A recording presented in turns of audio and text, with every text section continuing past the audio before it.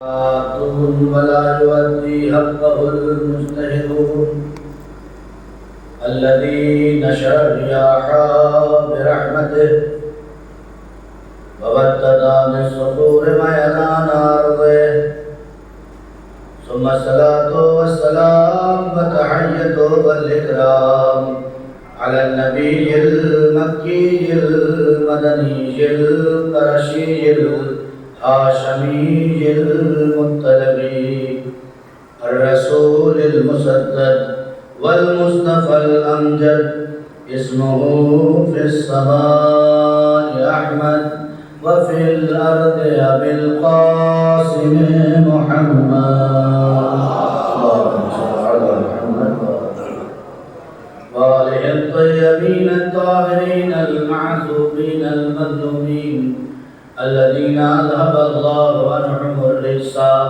وطهرهم تطهيرا.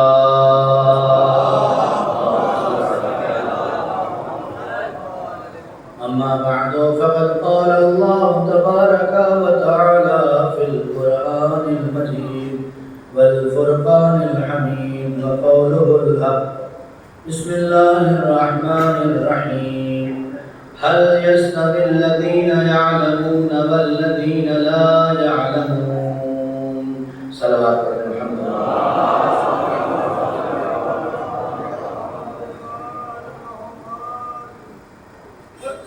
معزز سامعین کرام، وعدہ سید الشہداء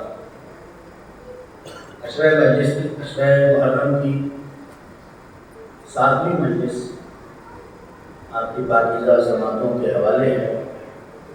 پوری کائنات کو سجایا، زمین کا فرش بچھایا، آسمان کا شامیانہ لگایا، ہرے بھرے باغات بنائے، سمندروں میں روانی اور روانیوں میں مچھلیاں پیدا کی.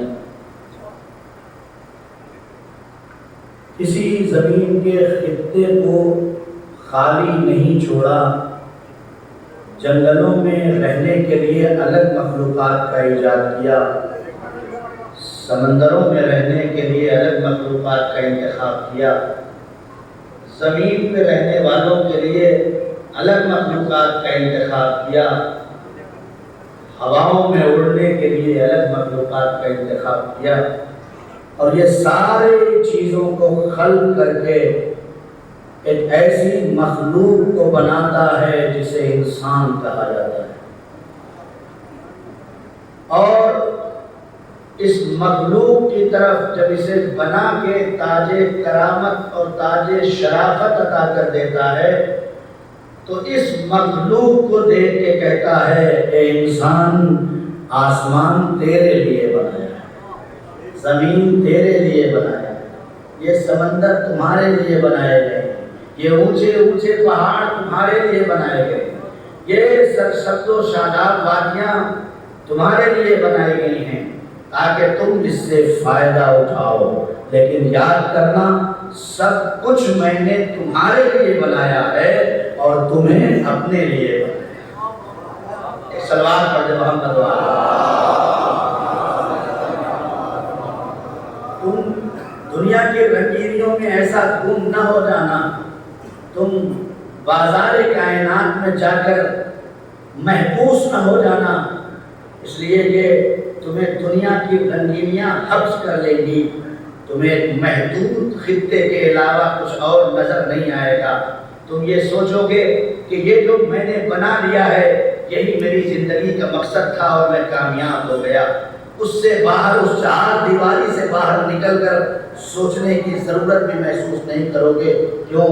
اس لیے کہ آرام تمہیں مل رہا ہوگا، سکون تمہیں مل رہا ہوگا، تمہیں احساس ہو رہا ہوگا کہ دنیا کے بڑی سے بڑی لذتوں کو میں 2 لمحے میں میسر کر سکتا ہوں، اس لیے کہ خدا نے مجھے اتنا نواز دیا ہے.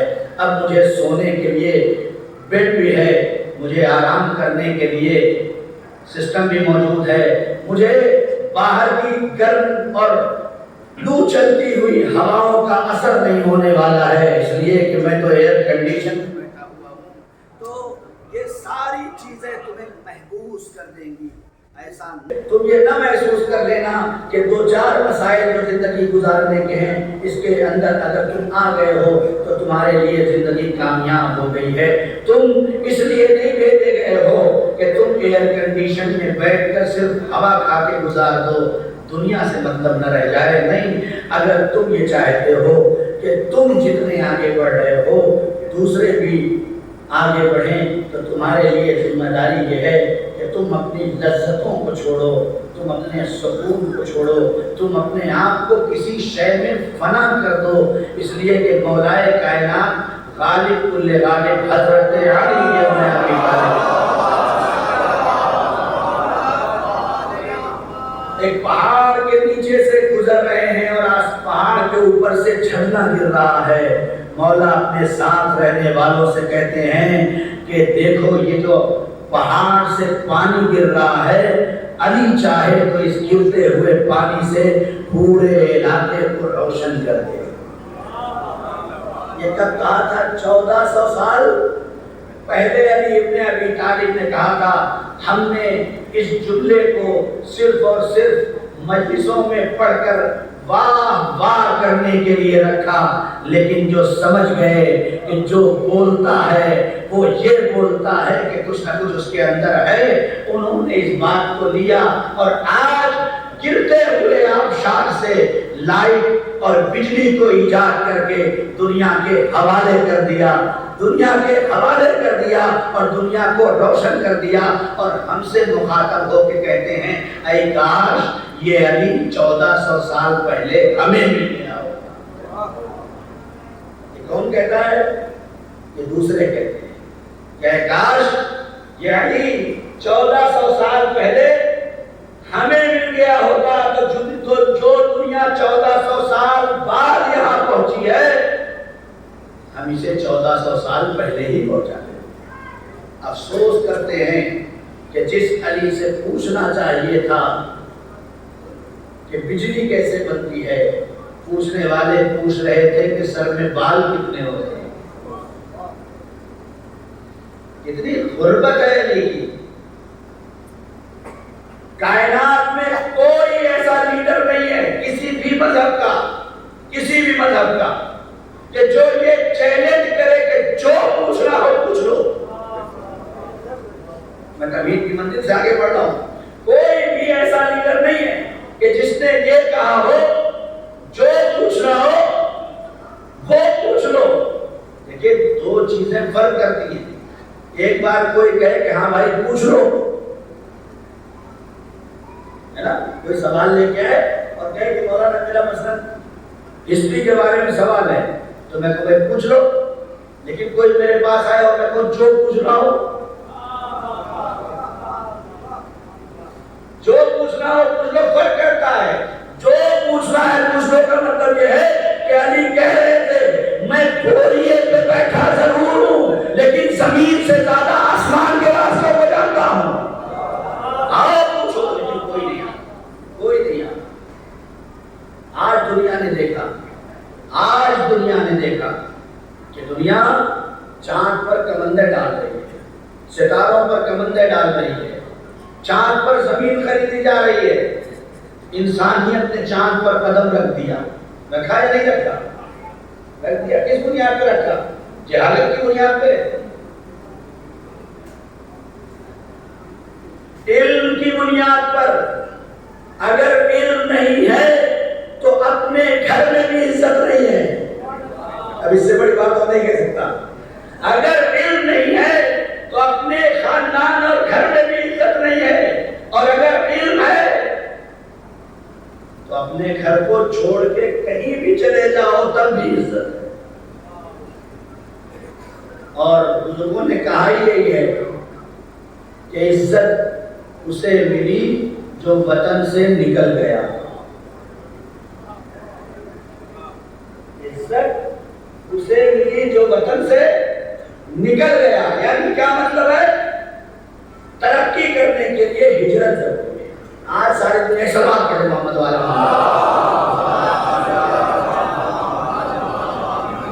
آج ساری دنیا ترقی کر رہی ہے. کوئی چاند پہ جا رہا ہے, کوئی ستاروں پہ کمندر طرف ڈال رہا ہے، کوئی سورج تک پہنچنے کے لیے راستہ تلاش کر رہا ہے۔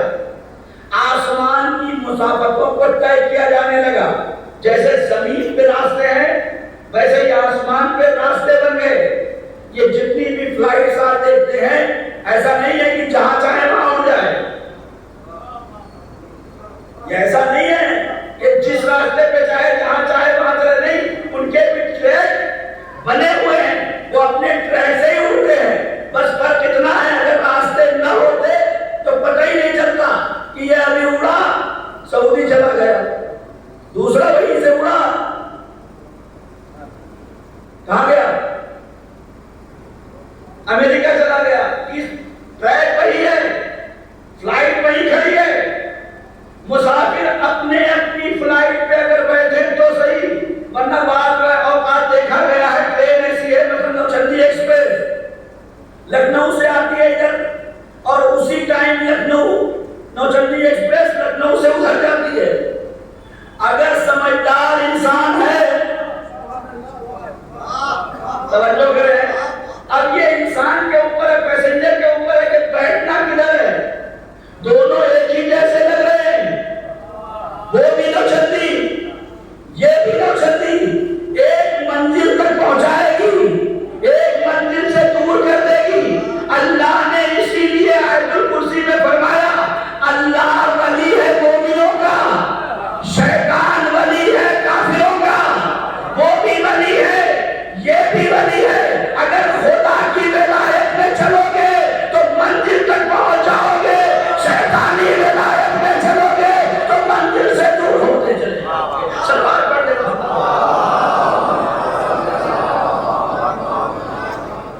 زیادہ منزل کا طے کرنا ضروری ہے۔ دنیا ترقی کر رہی ہے، سب کچھ بنا لیا، کہاں پہنچ گئے؟ ستارے پر، چاند پر، سورج تک پہنچنے کی کوشش، مریخ تک پہنچ چکے، زحل تک پہنچ چکے۔ یہ ساری چیزیں ملتی ہیں تاریخ میں کہ لوگوں نے ان تک جانے کے لیے راستہ تلاش کر لیا۔ میں کہوں گا تم بڑے خوش نصیب ہو کہ تم ستارے تک پہنچ گئے، تم چاند تک پہنچ گئے۔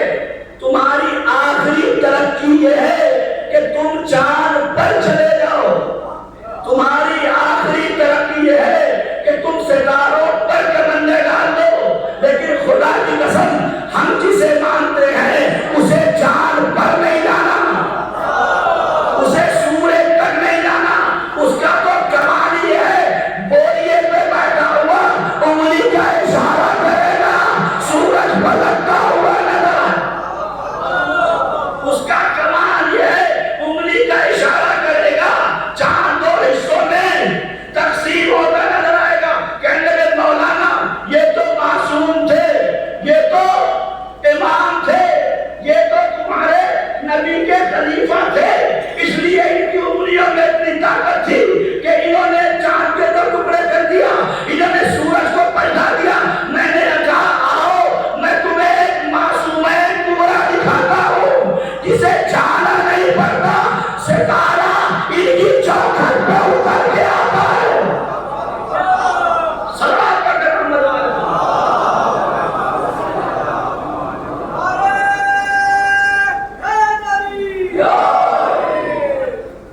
ان کو جانا نہیں پڑتا، دنیا کی مخلوق ان کے دروازے پہ اتر کے آتی ہے۔ اسی لیے مولا کائنات غالب کل غالب حضرت علی رضی اللہ تعالیٰ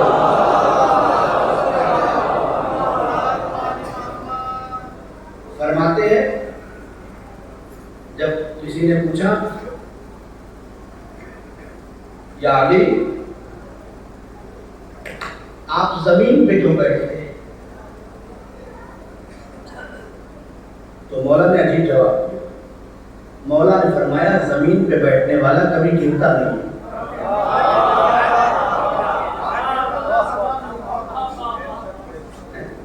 جب بھی سنا ہے آپ نے بوریے پہ بیٹھے، بوریے پہ بیٹھے، سنا بات علی کے پاس بیٹھنے کے لیے کرسی نہیں تھی اس زمانے کے اعتبار سے، تھی ہمیشہ زمین پہ۔ صحابہ صحابی نے پوچھ لیا کہ مولا آپ زمین پہ کیوں بیٹھتے ہیں؟ تو مولا نے فرمایا کہ اس لیے زمین پہ بیٹھتا ہوں کہ زمین پہ بیٹھنے والا گرتا نہیں ہے. یا دوسری حدیث مولا کی احساس کریے گا کہ وہ خدا جو رات کی تاریکی میں درخت کی شاخوں پر سوتے ہوئے پرندے کو گرنے نہیں دیتا، وہ خدا جو درخت کی شاخوں پر سوتے ہوئے پرندے، جاگتے ہوئے نہیں، سوتے ہوئے پرندے کو گرنے نہیں دیتا، تو جو انسان اس خدا سے ذوق لگائے گا اسے جاگتے ہوئے کیسے گرنے دے سکتا ہے؟ شرط یہ ہے کہ بہت جلدی جلدی آگے بڑھ جاؤ. مجمع بھی تقریباً بارش کا اثر دھیرے دھیرے ختم ہو گیا. صلوات پڑھتے محمد والے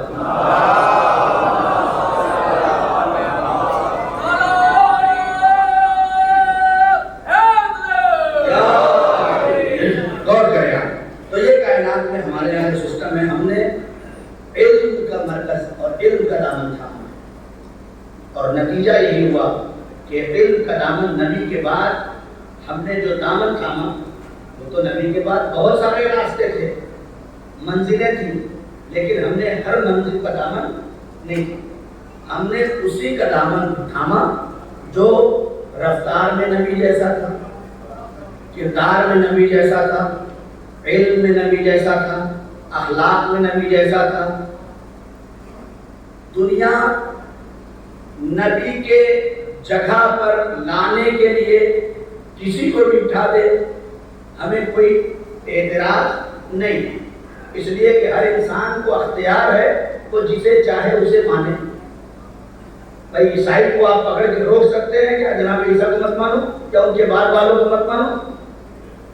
آپ یہودی کو روک سکتے ہیں کہ تم موسیٰ کو مانتے ہو جناب عیسیٰ کو نہیں مانتے ہو، تمہارا سب کچھ بیکار ہو جائے گا. آپ نہیں روک سکتے. ہر انسان اس دنیا میں اختیار رکھتا ہے، لیکن اس اختیار کے ساتھ اسے یہ پتا ہے کہ اسے جانا کہاں ہے؟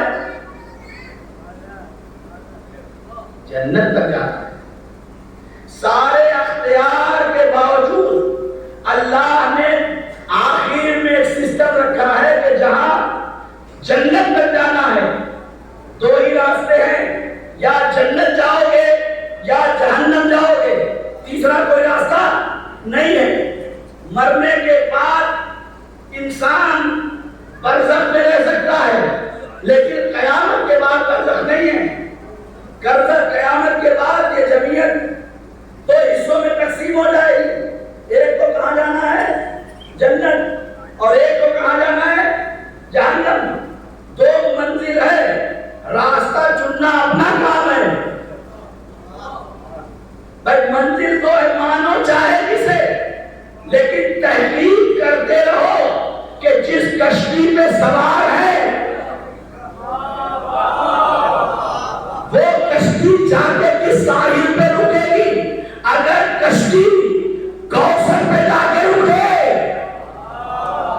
تو سمجھ لو سفر جنت کا ہو رہا ہے، لیکن اگر کشتی سلالت پہ جا کے رکے تو سمجھ لو سفر جہنم کا ہو رہا ہے. میں کیا کروں؟ مجھے تو پتا بھی نہیں کہ کون صحیح ہے کون غلط ہے. یہ تو ہر انسان سینہ ٹھوک کے کہتا ہے میں ہی جنتی، میں ہی جنتی، میں ہی جنتی، میں ہی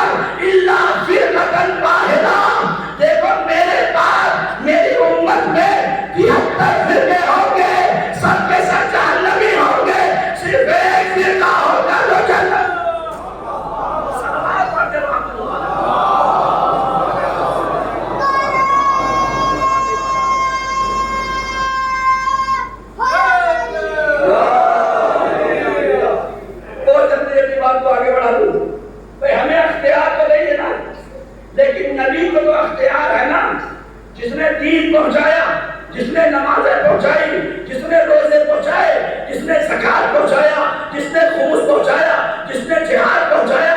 امت اسلام کو تو یہ سوچنا چاہیے تھا کہ جس نے نماز دیا اسی سے جانشین دے، جس نے نماز دیا اسی سے جانشین دے، جس نے روزہ دیا اسی سے جانشین دے، جس نے حج دیا۔ ہمیں دوسروں کو تو پتا نہیں، ہمیں پتا ہے کہ ہم نے نبی کے بعد نبی کا جانشین کسی اور سے نہیں لیا ہے۔ ہم نے قدیر کی مرضی کو پہل گئے، من کنت مولا ہو فہذا علی مولا سبیل۔ صلوات پڑھنے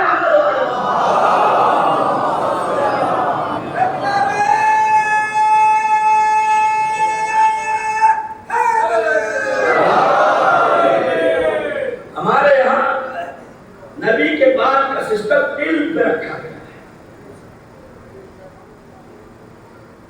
جس نے نبی کے بعد، جس کے لیے خود نبی فرما کے گئے ہیں انا مدینۃ العلم وعلی بابھا، میں شہر علم ہوں اور علی اس کا دروازہ ہے۔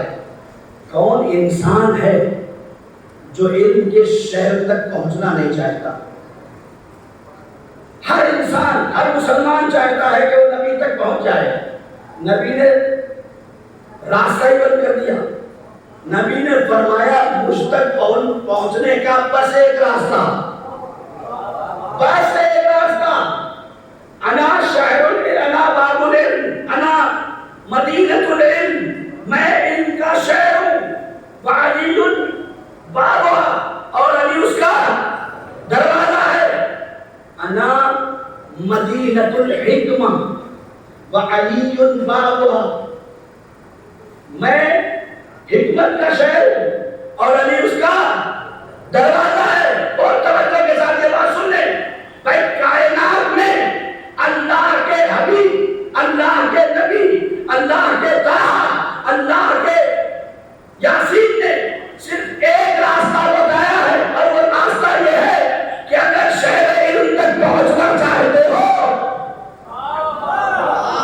تو دروازے سے جانا۔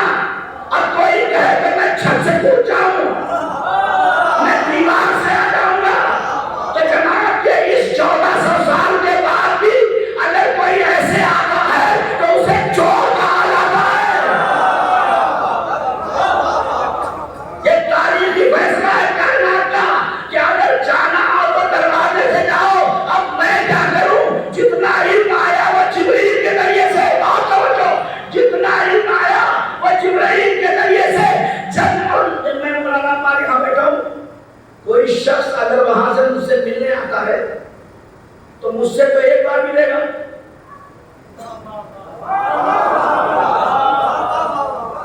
مجھ سے تو آئے گا، ملے گا اور جائے گا، لیکن جو دروازے بیٹھا ہے اس سے کتنی بار ملے گا؟ اب اس کو ہم کیا کریں کہ اللہ نے علی کو بٹھایا ہی ایسی جگہ، اللہ اکبر، اللہ نے علی کو بٹھایا ہی ایسے مقام پر کہ اگر جبریل جیسا فرشتہ بھی آنا چاہے تو آگے نبی علی سے مل کے جائے، جانے میں ملاقات کرتے ہیں۔ کیوں؟ اس لیے کہ اللہ نے نبی کے بعد علی کو مہر لگائی، دنیا پہچانے۔ صلوات پڑھیں اللہ۔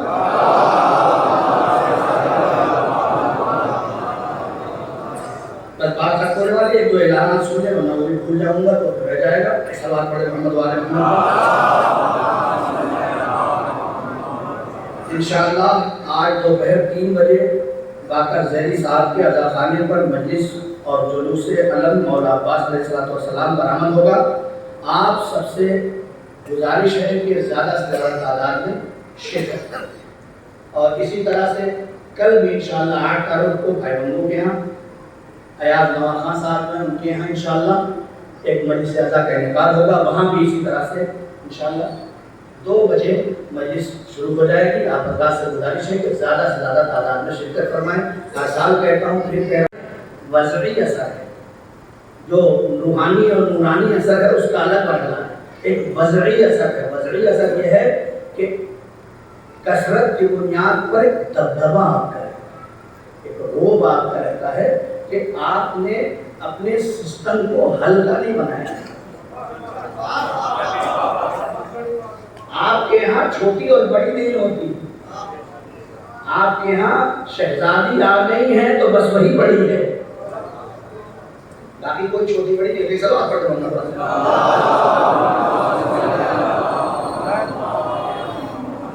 ہم یہ ہمارا فقہ جعفری امامیہ مذہب کا عقیدہ یہ ہے کہ کسی بھی مذہب کا عالم ہو اس کا احترام کرو. عالم ہو، حتیٰ کہ حدیث ہے اکرم العلماء، علماء کا احترام کرو. آیا کہ اپنے استاد کا احترام کرو، اپنے باپ کا احترام کرو. یہ تین چیز ایسی ہیں جن کے لیے قرآن نے شخصیت کی بنیاد پر احترام کیا ہے. باپ کا احترام کرو، استاد کا احترام کرو، عالم کا احترام کرو. تینوں کے ساتھ ایک لفظ لگی، وَلَوْ كَانَ كَافِرَيْنِ، وَلَوْ كَانَ كَافِرُونَ، چاہے وہ کافر ہی کیوں نہ. اللہ ہمارا دین یہ سکھاتا ہے. پہلا مرحلہ یہ کہ علماء کا احترام. دوسرا مرحلہ، ہمارے مذہب، ہمارے دین، ہمارے فرقے نے ہمارے کسی جوان کا ہاتھ پکڑ کے روکا نہیں ہے کہ تم کسی فرقے کی کتاب نہ پڑھو. آزاد مذہب ہے، آزاد فرقہ. انہیں آزاد چھوڑ دیا جاتا ہے کہ تم جاؤ، ریسرچ کرو، تحقیق کرو. خدا نے 15 سال تک تم سے سب کچھ اٹھا لیا ہے، کچھ بھی نہیں دیا. نہ نماز پڑھو، نہ روزہ رکھو، نہ حج کرو، نہ زکات دو، نہ خمس دو، نہ جہاد دو، کچھ بھی مت کرو. 15 سال تک تلاش کرو کہ راستہ کون سا صحیح ہے. ہاں، شیعہ گھر میں پیدا ہونے سے شیعہ نہیں بنتا، مسلمان گھر میں پیدا ہونے سے مسلمان نہیں ہوتا. اگر نیت خالص نہیں ہے تو ضروری نہیں ہے جملہ کہہ کے آگے بڑھ جاؤں کہ کائنات کی نگاہوں نے دیکھا جو اپنے کو سب سے بڑا صحابی اور مولائی مانتا تھا وہ ابن ملجم بن گیا. ابن ملجم بن گیا. اب میرے پاس وقت نہیں ہے کہ میں ادھر جا کے بتاؤں کہ کس بنیاد پہ بن گیا. تو دوسرا مرحلہ ہمارے فرقے کا علمی اعتبار سے یہ ہے، خدا کی قسم ہمارے علماء نے بڑی محنتیں کی ہیں، بڑی محنت کی ہے. یہ آسان نہیں ہے عقیدے کا تحفظ آزاد چھوڑ دینا، ایک پورے سسٹم کو آزاد چھوڑ دیا. ہمارے یہاں تو یہ بھی نہیں ہے، کہہ دیا گیا ہے کہ تمہاری 4 کتاب ہے، لیکن ہمارے علماء یہ نہیں کہتے جو کچھ ہے بس یہی ہے. نہیں بھائی، 2 ہی کتاب ہے کہ اہل سنت کی 6 کتاب ہے، صحیح بخاری، صحیح مسلم، سنن ابن ماجہ، سنن ابن داؤد، ترمذی شریف ہے، اور ہمارے یہاں بھی 4 کتاب ہے. ٹھیک ہے، 4 اور 6. لیکن اب کیا کیا جائے، ہمارے یہاں تعداد کم ہے، وہاں تعداد زیادہ ہے، لیکن خود علماء اہل سنت لکھتے ہیں جو ان 4 میں ہے وہ اس 6 میں موجود نہیں ہے، بلکہ یہاں پر لکھ دیا گیا. اب یہ ہم کیا کریں اس کے لیے کہ کائنات میں جس نے خیبر فتح کیا، جس نے خندق فتح کیا، جس نے حنین فتح کیا، جس نے بدر فتح کیا، جس نے سورہ مکہ میں کامیابی عطا کروائی، جو شب ہجرت سویا، جو غدیر میں مولا بنا، جو آسمان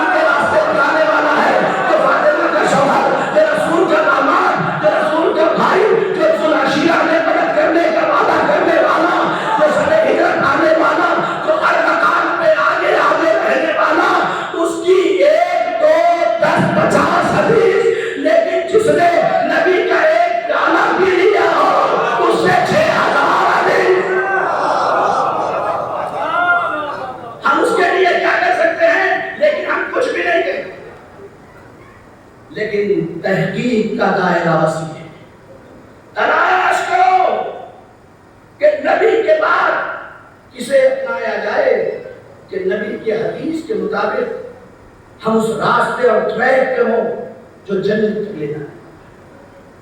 آج المیہ یہ ہو گیا ہے کہ مسجدیں الگ ہو گئی ہیں یا نہیں؟ کیا رسول اللہ نے مسجد الگ کی تھی؟ کوئی انسان ہمیں بتا دے۔ کسی فرقے کا عالم آگے کہتے کہ مولانا عمار ہم یہ روایت دکھاتے ہیں نبی نے کہا آپ کی مسجد الگ بنا لو، ہے کہیں؟ نہیں۔ اس کا مطلب یہ ہے جب تک سسٹم علم کے ہاتھوں میں تھا، ارے میرے بھائیو، جب تک سسٹم علم کے ہاتھوں میں تھا کوئی فرقہ نہیں تھا۔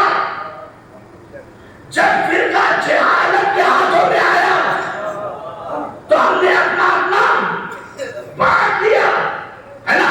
یہ میری مسجد، وہ اس کی مسجد، وہ اس کی مسجد، وہ اس کی مسجد، اب تو بورڈ بھی لگا رہتا ہے۔ دیکھا ہے میں خود دلی میں اترا ہے ریلوے اسٹیشن سے، میں نے دیکھا ایک مسجد ہے، مینار دکھائی دے رہا تھا، پہنچ گیا نماز پڑھنے کے لیے، دیکھا باہر بورڈ لگا ہے فلاں فرقے کا مسلمان اس مسجد میں نماز پڑھنے نہ آئے۔ مسجدیں اپنے باپ کی بنا رکھی ہے ہم نے، ایسی مسجد میں عبادت کا جو اپنی اپنی ہو گئی ہو، خدا کی رہی نہ گئی ہو۔ جس کی عبادت کے لیے دروازے سے اندر جا رہے ہو، جب اس کا نام ہی نہیں رہ گیا، ہماری اپنی ان کی اپنی، ارے ابھی تو یہ سب یہی ہے، یہ سب یہی ہے۔ یہ مسجدیں نقل کس کی ہے؟ کعبے کی نقل ہے۔ یہ جتنا خرافات ہے، میرا اپنا تمہارا اس کا، یہ سب اپنے اپنے گھروں میں ہے، لیکن جب یہی مسلمان پاسپورٹ لے کے حج کا ویزا لے کے مکے پہنچتا ہے تو وہاں کوئی نہیں کہتا یہ تو شیعوں کا کعبہ ہے۔ کوئی کہتا ہے جہاں شیعہ طواف کر رہا ہے وہیں سنی طواف کر رہا ہے، وہیں مالکی طواف کر رہا ہے، وہیں حنبلی طواف کر رہا ہے۔ کوئی بتائیے، یہ تو خدا کی قسم جملہ آ گیا ہے، کہہ دوں 1400 سال کے بعد ہم سے کہا جاتا تم تو کربلا کو مانتے ہو، تمہیں کعبہ سے کیا محبت؟ خدا کی قسم، ارے کسی کو کعبے سے ملا کیا ہے؟ کسی کو کعبے سے آج تک ملا کیا ہے؟ یہ تو ہمارا شرف ہے کہ ہمارا پہلا بھی کعبے سے آیا۔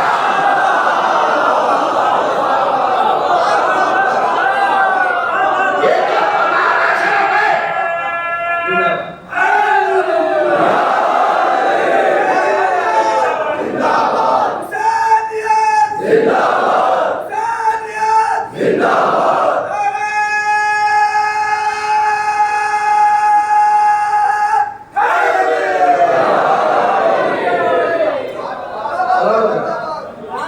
بھائی ہمارے اوپر اعتراض کرنے سے پہلے سوچا تو کرو، کم سے کم ہم نے کسی چیز کو ایسے ہی نہیں مانا۔ ہم کعبے کو بھی مانتے ہیں، ہم کربلا کو بھی مانتے ہیں، ہم سے زیادہ کعبے کو ماننے والا ہے کون؟ ہمارا پہلا بھی اگر آیا تو کعبے میں آیا، ہمارا آخری بھی آئے گا تو کعبے سے آئے گا۔ لیکن خدا کی قسم ہم کربلا کو اس لیے نہیں مانتے کہ کربلا حسین کی جائیداد نہیں، ہم کربلا کو اس لیے مانتے ہیں کہ آج جو کعبہ بچا ہے یہ کربلا کا صدقہ ہے۔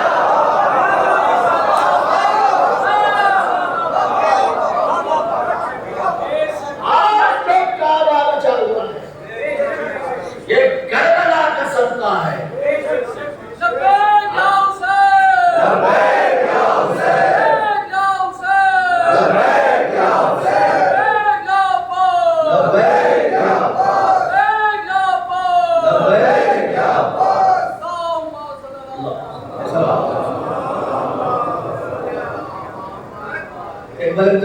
سلوات پڑھتے ہیں.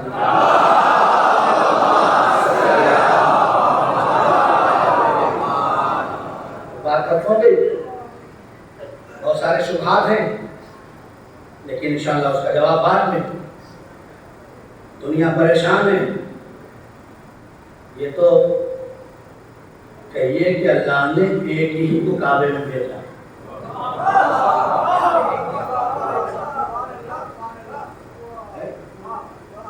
یہ تو کہیے کہ اللہ نے ایک ہی کو کعبے میں بھیجا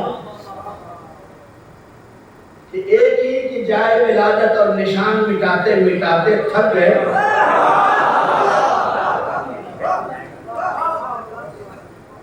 دنیا کے جتنے بڑے سے بڑے نشان مٹانے والے تھے سب کو بلا کر آزما لیا گیا. کعبے پہ پردہ ایسے ہی نہیں پڑا تھا. کعبے پہ پردہ. اب اسے ہم کیا کریں؟ اسے ہم کیا کریں کہ اگر حسین سے منسوب تعزیہ چومے تو بدعت ہو جائے، کعبے سے منسوب پردہ چومے تو سنت ہو جائے. اب اسے ہم کیا کریں؟ جب یہ دیکھ لیا، بات ختم ہو گئی بالکل. جب یہ دیکھ لیا کہ اب نشان ولادت علی ابن ابی طالب صلی اللہ علیہ وسلم مٹنے والا نہیں ہے تو مجبوراً پردے کو اٹھا دیا. اگر آپ اس سال کا حج دیکھ رہے ہو اور اس سے پہلے بھی جو عمرہ ہوئے ہیں، ہمیشہ کعبے کا غلاف نیچے ہوتا تھا، لیکن اب کعبے کا غلاف اوپر ہو گیا ہے. کل تک جس نے علی کو نہیں پہچانا تھا، اب وہ بھی جا کے پوچھتا ہے کہ اس عمارت پہ یہ نشان کیسا.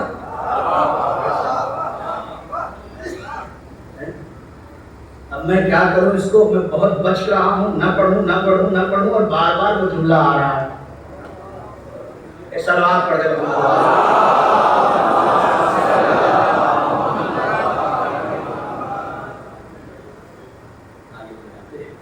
تو ہمارا معیار علم جو ہے، ہم نے اپنے عقیدے کی بنیاد علم پہ رکھی.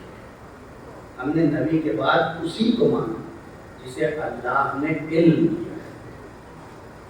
اور صرف علم ہی نہیں دیا ہے، جب کہیں سرداری کی بات آئی تو اللہ نے آواز دی بسطتاً بالعلم والجسم. طالوت اور جالوت کا واقعہ کہاں یہ ہوا کہ کسے سرداری دیا جائے، کسے لشکر کا علمبردار بنایا جائے، کسے قوم کا سردار بنایا جائے، تو لوگ کہہ رہے تھے کہ جس کے پاس مال زیادہ ہے وہ سردار بن جائے. فرمایا نہیں، اللہ کی آیت آ گئی، کہہ دو کہ جس کے پاس علم اور جسم مضبوط ہے. خالی جسم مضبوط نہیں، اس لیے کہ خالی جسم مضبوط ہوگا علم نہیں ہوگا تو لڑا دے گا. تو علم بھی ہو اور جسم بھی ہو تو اسے رہبری کے لیے کائنات میں نبی کے بعد کوئی ہے ہی نہیں ایسا. حتیٰ کہ لوگوں کو کہنا پڑا لولا السنتان لہلک النعمان. اگر امام جعفر صادق علیہ السلام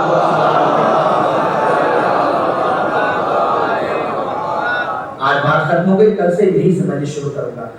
اگر 2 سال امام کے پاس، امام ابو حنیفہ کہتے ہیں یہ مسلمانوں کے سب سے بڑے امام، امام شافعی کے بعد، وہ فرماتے ہیں کہ اگر 2 سال امام جعفر صادق علیہ السلام کے پاس نہ گزرے ہوتے تو میں ہلاک ہو جاتا.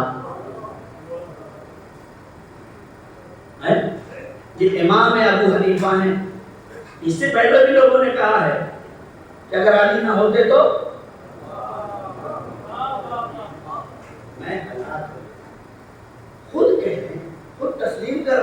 ہم سے بہتر یہ جب امام تسلیم کرنے کو تیار ہے تو امت کو کیا مشکل؟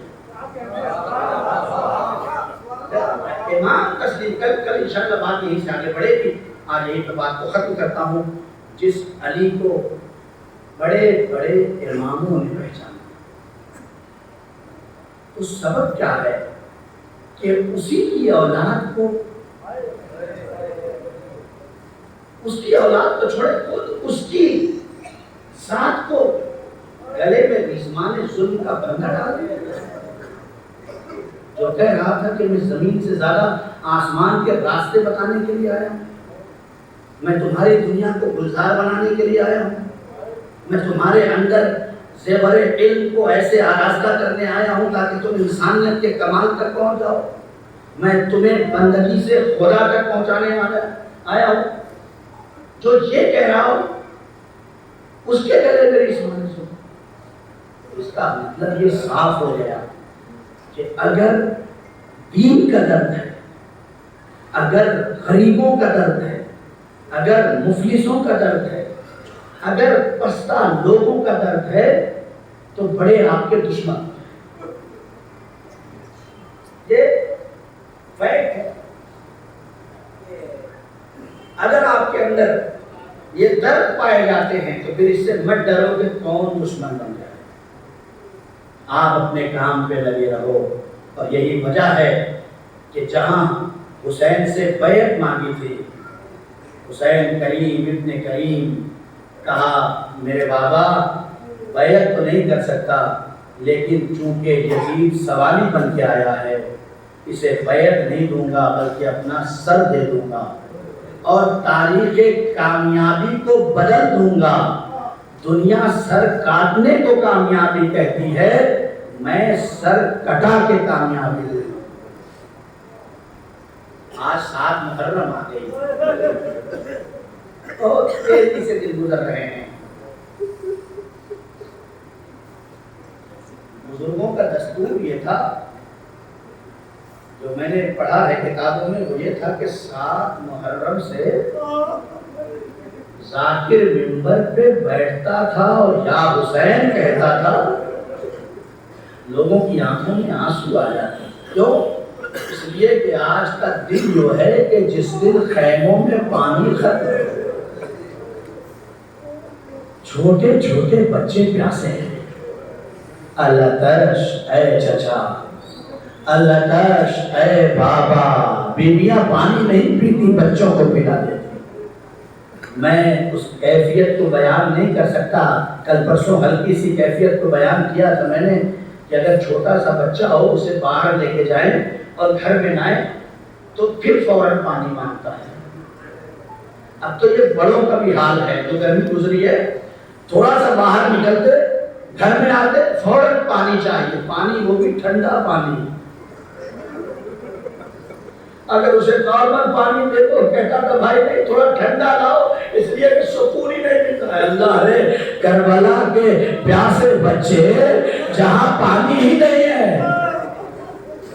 اور زمین کا عالم اور گرمی کا عالم یہ ہے کہ ایک دانہ اگر زمین پہ گر جاتا تو وہ گھن جاتا, مجھے پتہ بھی نہیں چلتا.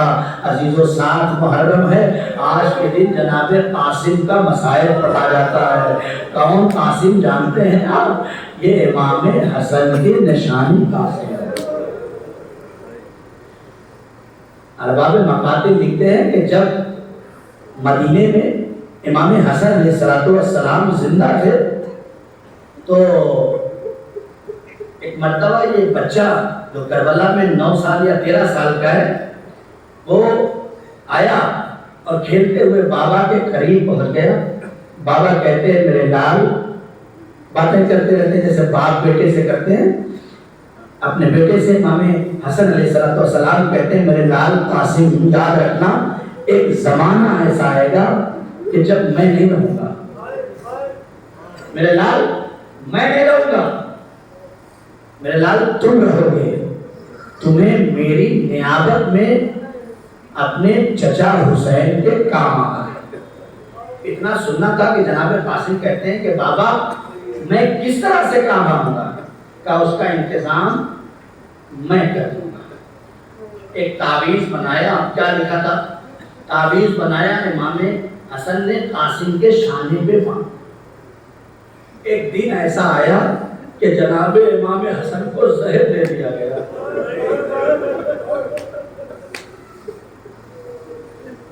تو جناب زینب سلام اللہ علیہ ناقل ہے کہ میں اپنے کمرے سے نکل کر جب امام حسن علیہ السلام کو زہر دے دیا گیا تو امام حسن علیہ السلام کے جگر کے 72 ٹکڑے ہو گئے اور ٹکڑے دہن سے باہر آنے لگے. تشت میں مولا عباس نے اسے لیا اور تشت میں لے کے رکھا. جناب زینب ناقل ہے کہ میں حجرے کے اندر جا رہی تھی کہ اتنے میں جلدی سے حسین نے تشت کو اٹھایا اور اسے نیچے چھپا دیا. جناب زینب کہتی ہے کہ میں نے اپنے بھیا حسین سے پوچھا بھیا یہ کیا ہے یہ کیا چیز تھی جس کو آپ نے چھپایا ہے؟ امام حسین کہتی بہن تم نہ جانو تو بہتر ہے. آواز دی بھیا میں تمہارے ساتھ شریکت الحسین بھیا زینب بھیا. امام حسین کہتے ہیں میری بہن زینب تمہاری آنکھوں سے دیکھا نہیں جائے گا. آواز دیے بھیا بابا کا سرشگاف زینب نے دیکھا ہے, اماں کی ٹوٹی پسلیاں زینب نے دیکھا ہے بھیا. ارے دکھا دو اب جو دیکھا تو کیا دیکھا؟ امام حسن کے جگر کے ٹکڑے زینب نے دیکھا. آواز دی بھیا ابھی تو یہ کچھ بھی نہیں ہے, میرے بابا نے بتایا ہے کہ ایک جگر کے بعد پہ ٹکڑے زینب ابھی کربلا آئے گی جہاں بات پر لاشیں پڑے ہوں گے. جناب اللہ خدا کسی کا بھی نہ رونا ہے سوائے غم سید الشہداء کے. قاسم یتیم ہو گئے. قاسم یتیم, امام حسن کی شہادت ہو گئی. اب مجھے نہیں پتا, یہ آپ خود محسوس کریے کہ جس کا باپ مر جاتا ہے نا اس کے بچے کی پرورش کرنے کا انداز الگ ہو. خدا نہ کرے کسی کا باپ اس دنیا سے چلا جائے اور ماں کو باپ بن کے بیٹے کو پالنا پڑے.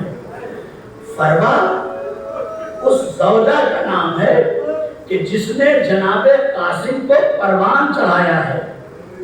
معمولاً جن کے باپ ہوتے ہیں اس کی پرورش کا انداز الگ ہوتا ہے, جن کے باپ نہیں ہوتے ان کی پرورش کا انداز الگ ہوتا ہے. یہی وجہ ہے کہ جب شب عاشور آئی ہے نا ہر بیوی اپنے بیٹے کے بالوں میں انگلیاں یا کنگھی کر کے کہہ رہی تھی اے میرے بیٹو کل تیار رہنا.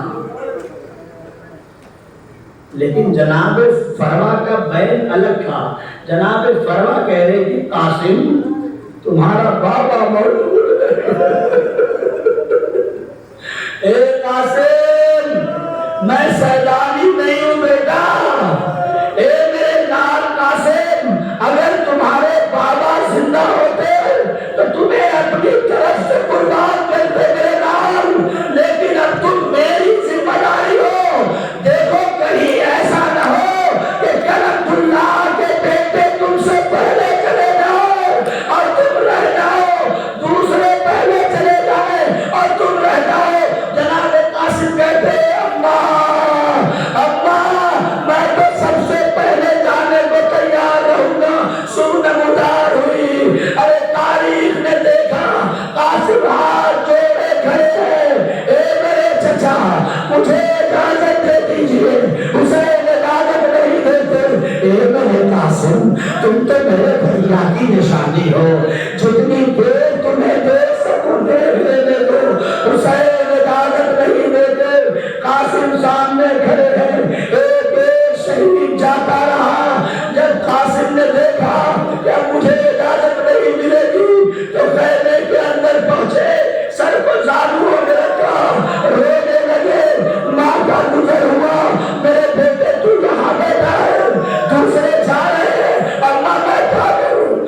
اماں میں جب سے اپنے جگہ سے اجازت مانگ رہا ہوں لیکن اجازت نہیں ملتی. آؤ میرے نام میرے پاس آؤ. کمرے میں لے گئی. ایک مرتبہ بازو سے تعویذ کھولا، ہاتھوں میں لیا، حسین کے قریب آئی، آواز دی، اے حسین جو تمہارے بھیا حسن نے دیا تھا، ایک پرواہ جب کربلا میں بہت سخت مرحلہ ہو تو اس تعویذ کو کھول لینا، اب اس سے سخت مرحلہ اور کیا ہے، تو قاسم ابھی تک زندہ ہے، اے میرے آقا یہ تعویذ لے لیں۔ امام نے تعویذ کو لیا، تعویذ کو کھولا، خدا خدا کسی بھائی کو عالم غربت میں بھائی کی تحریر نہ ملے، بھائی کی تحریر ملی، آنکھوں سے آنسو آ گئے، تحریر کو چوما، اس میں لکھا تھا اے حسین جب کربلا آ جائے اور میرا قاسم یہ خط لے کے پہنچے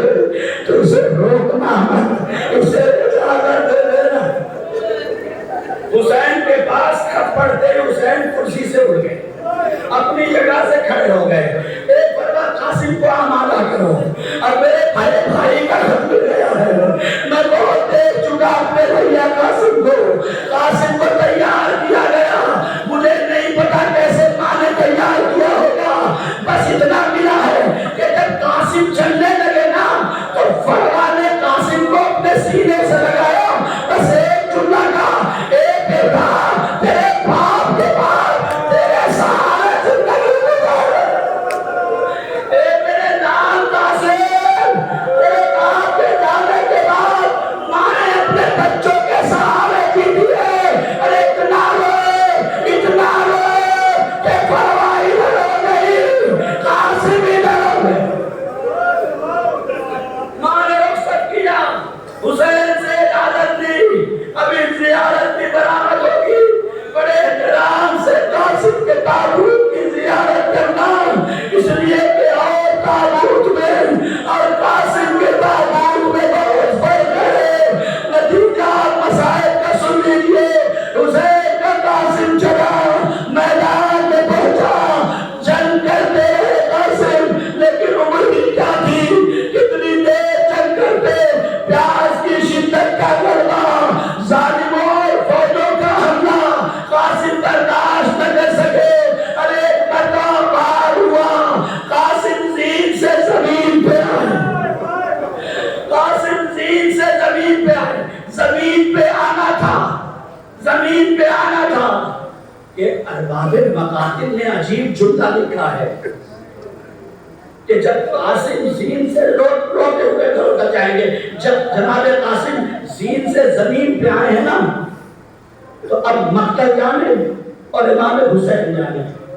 مقتل کہتا ہے جیسے ہی قاسم نے آواز لگائی ہے اے میرے چچا میری مدد کو آؤ، مقتل کہتا ہے امام حسین اپنے گھوڑے کو اتنی دیر کسی شہید تک پہنچانے میں لگے